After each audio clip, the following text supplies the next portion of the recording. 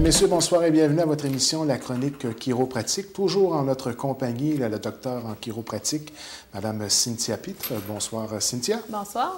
Et cette semaine, nous abordons le thème du fameux sac à dos de nos enfants quand ils arrivent de l'école. Ça fait déjà quelques mois qu'on a commencé l'école. Oui. Et souvent, le sac à dos, il est vraiment surchargé. Oui, exactement. Même si la rentrée scolaire est quand même loin derrière nous. Cette semaine, c'est la semaine de la Santé Mania. Donc, la semaine de la Santé Mania, c'est quoi? C'est que c'est une semaine à chaque année que les chiropraticiens vont dans les écoles qui l'ont demandé. Puis, justement, on va parler de sac à dos et de posture principalement.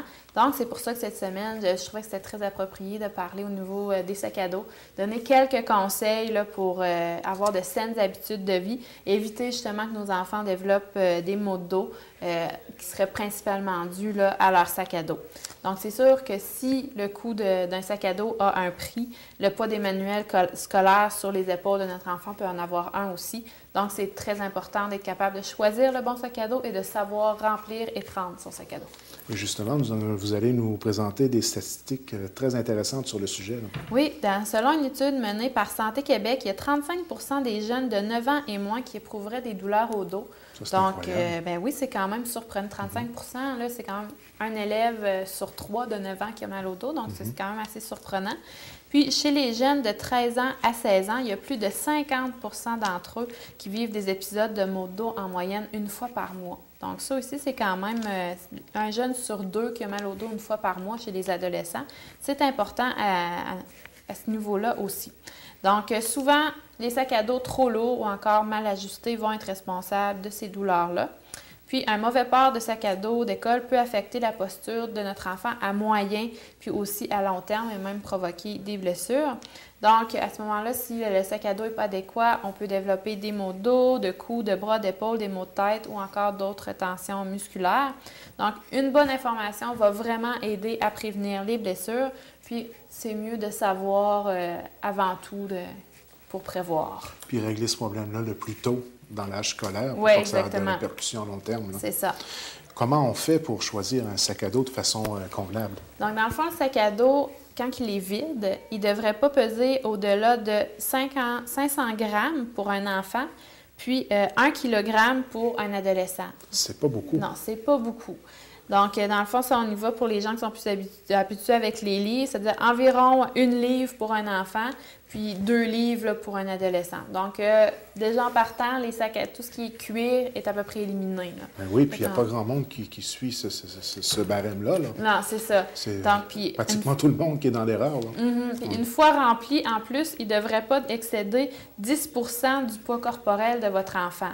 Donc, si on prend, par exemple, un enfant de 6 ans qui pèserait 40 livres, exemple, bien, son sac à dos, 4 livres, qui est le maximum qu'on pourrait mettre à l'intérieur. Donc, 4 livres, ça va quand même assez rapidement. Là. Si on sait que, bon, l'enfant mange à l'école, si on met sa boîte à lunch dans le sac à dos, il y a ses cours d'éducation physique, si on met ses chaussures dans son sac à dos pour aller en éducation physique, déjà là, on est pas mal borderline là, pour le 4 livres. Donc, il faut vraiment être attentionné puis faire attention pour pas trop en mettre. Parce que souvent, des fois, on voit ils sont tout petits, ils sont sur le bord du chemin, ils attendent l'autobus puis ils sont comme tout penchés par en avant.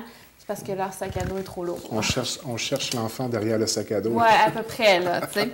Donc, c'est sûr que, justement, si on a un sac à dos qui est trop volumineux, à l'occasion, l'enfant peut avoir tendance à le remplir trop. Donc, on va avoir un sac à dos qui va être trop lourd. Donc, c'est sûr qu'il va être conseillé, quand on porte le sac à dos, de manière à ce qu'il soit vraiment collé au dos. C'est-à-dire qu'on va essayer de favoriser un sac à dos avec il y a une attache, des sangles en haut, donc ça va vraiment plus le coller au niveau du dos. Puis aussi, il y a les sangles au niveau des hanches qui sont bien aussi. Donc, si on peut avoir les deux, c'est vraiment l'idéal. Ensuite de ça, quand on achète les cartables pour nos enfants, faire attention de ne pas acheter des trop gros cartables qui seraient plus larges que le dos de l'enfant. Donc, des plus petits cartables là, qui vont vraiment bien rentrer dans son sac à dos pour ne pas trop en mettre là, justement. Puis, avoir idéalement des bretelles qui sont réglables et ajustables, un petit peu rembourrées pour le confort de l'enfant. On peut aller à ce niveau-là aussi. La ceinture au niveau des hanches aussi est importante. Oui. Comment le porter? Donc, même si la mode a une grande influence là, sur nos enfants. Ce qu'on voit principalement, c'est qu'ils vont porter leur sac à dos seulement sur une épaule. Ou encore, il y a les fameux sacs à bandoulière là, aussi qu'on voit fréquemment. Idéalement, c'est toujours quand même d'avoir un sac à dos puis de le porter avec les 2 bretelles. C'est vraiment ça l'idéal pour ne pas avoir trop de tension musculaire. Autre chose, c'est d'être capable de bien répartir le poids à l'intérieur du sac.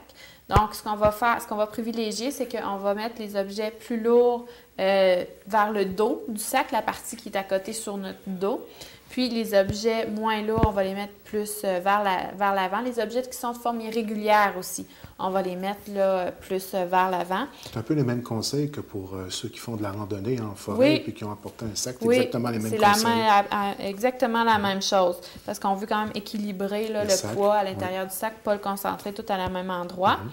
Ensuite de ça, pour l'enfiler, donc il est recommandé de plier les genoux et de le soulever à l'aide des bras et des jambes plutôt que de se pencher vers l'avant. Idéalement, ce qu'on peut faire, c'est de prendre notre sac puis de le mettre, par exemple, sur notre pupitre à l'école. Donc, il devrait arriver à peu près les tout-petits à leur hauteur. Donc, ça va être encore plus facile à ce moment-là de l'enfiler. Puis, on va savoir qu'on l'enfile de façon plus sécuritaire là, à ce moment-là, qu'on va éviter les blessures là, au dos.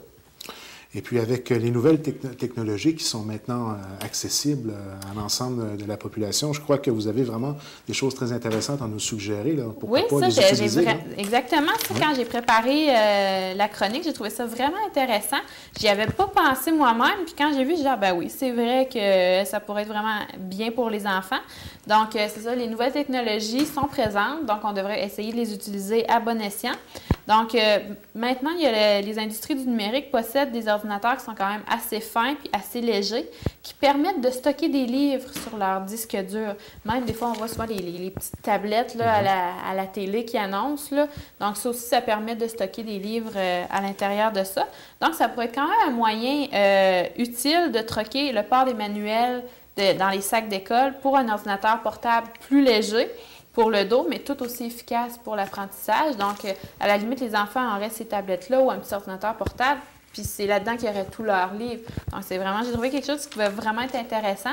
C'est ça coûte assez cher, ces fameux livres-là. Là. Ouais. Les prix des tablettes s'en viennent quand même assez abordables. Pour 500-600 $, on peut avoir quelque chose d'intéressant. Là. Puis même, je crois qu'il y en a maintenant qui sont juste des liseuses, façon de parler, là, que c'est juste pour les livres.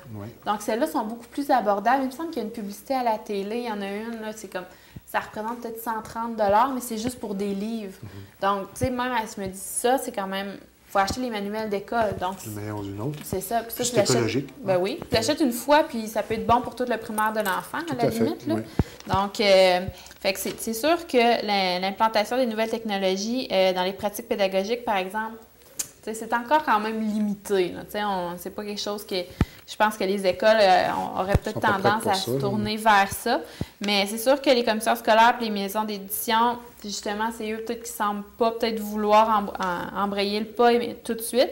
Mais peut-être que si éventuellement il y a des parents qui y pensent, qui essaient d'amener ça dans les écoles, ça pourrait être vraiment un choix qui pourrait être intéressant là, pour les enfants. Principalement, ça les aiderait pour leur santé parce qu'on limiterait le nombre de livres dans leur sac à dos. Donc, on va pas être visionnaire un peu. Hein? Ben oui, exactement. Tu sais, des fois, on ne sait jamais. Oui. Alors, en concluant, peut-être nous résumer un peu le sujet d'aujourd'hui et nous rappeler, comme à l'habitude, vos coordonnées. Oui, exactement. Donc, dans le fond, c'est sûr, aujourd'hui, on va parler principalement sac à dos avec les enfants. Ce qui est à retenir, c'est vraiment le 10 %. Donc, dans un sac à dos, doit peser environ 10 % du poids de votre enfant. Donc, votre enfant pèse 40 livres, le sac à dos devrait peser 4 livres.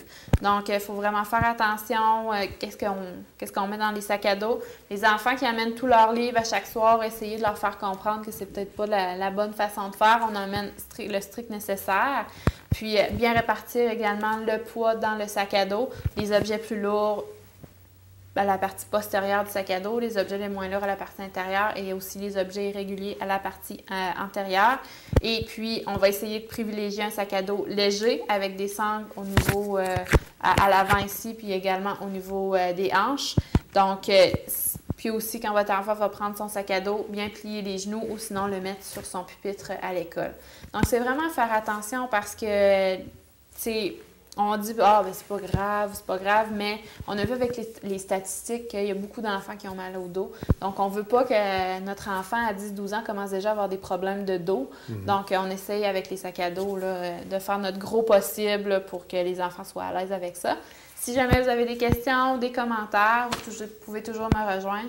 Je suis située au 497, bureau 201, rue Hôtel de Ville à Chandler. Et mon numéro de téléphone est le 418-689-2447. Donc, merci beaucoup pour la réalisation de cette émission encore une fois cette semaine. Et puis, ça ne donne à rien d'hypothéquer son avenir et sa qualité de vie. Exactement. C'est des gestes simples, il suffit de les appliquer. C'est en plein ça. À la semaine prochaine. À la semaine prochaine.